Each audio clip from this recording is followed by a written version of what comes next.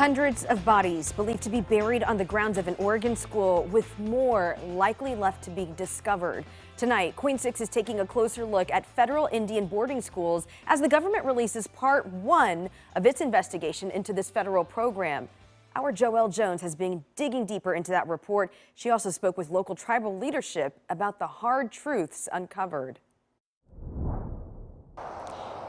I'm here outside of Chemawa Indian School, one of the 9 Indian boarding schools outlined here in Oregon from that report, and the only one still running today. After speaking with local tribal leadership and researchers, I'm told this school has a complicated history.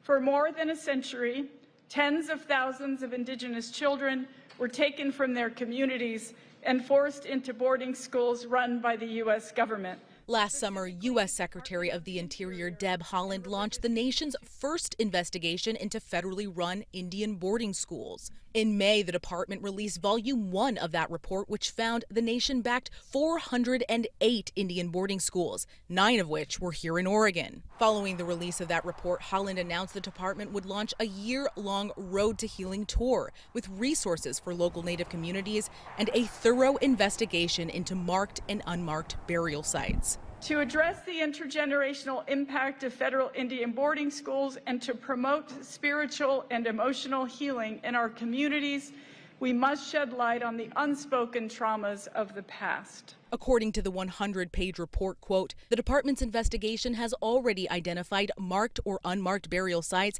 at approximately 53 different schools across the federal Indian boarding school system. As the investigation continues, the department expects the number of identified burial sites to increase, end quote.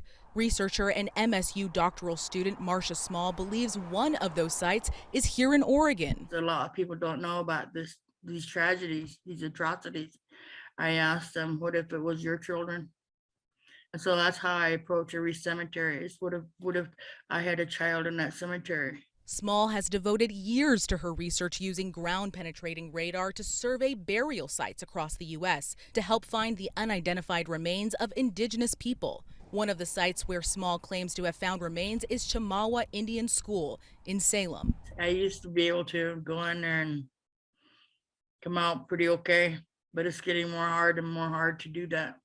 As the only federal Indian boarding school still running in the state, Chemawa Indian School operates very differently today than it did in the past. And yet, Small says the evidence of the school's brutal history can be found hidden here at the Chemawa Cemetery, where she says there are marked and unmarked graves. She tells us her early surveys have revealed over 200 remains here, but she didn't want to go on record with the exact number, as she says her research is still ongoing and she expects that number will grow. And, you know, these are historic. These are over 100-year-old remains. So we're going to find more than likely. They're going to be more reflections than there are markers.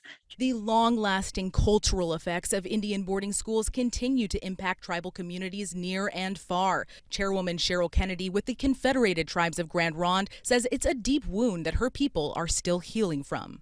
The thinking, I believe, around all of that was to mainstream the children and to divorce them from their culture, their identity, and they therefore become no longer will they be a threat to the government. Both Kennedy and Small say they are glad the government is looking into this, but say the effort will be meaningless until America begins to reconcile with the hard truths of its history. But the true reconciliation, I believe, is the healing part of it.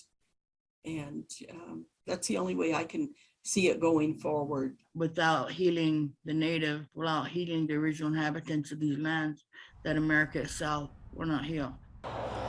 I reached out to Chemawa Indian School and the Board of Indian Education about the claims of the remains found here on these grounds, but neither agreed to comment. Small says she intends to come back and survey these grounds and others as she searches for more of those lost loved ones. Reporting in Salem, I'm Joelle Jones, KOIN 6 News.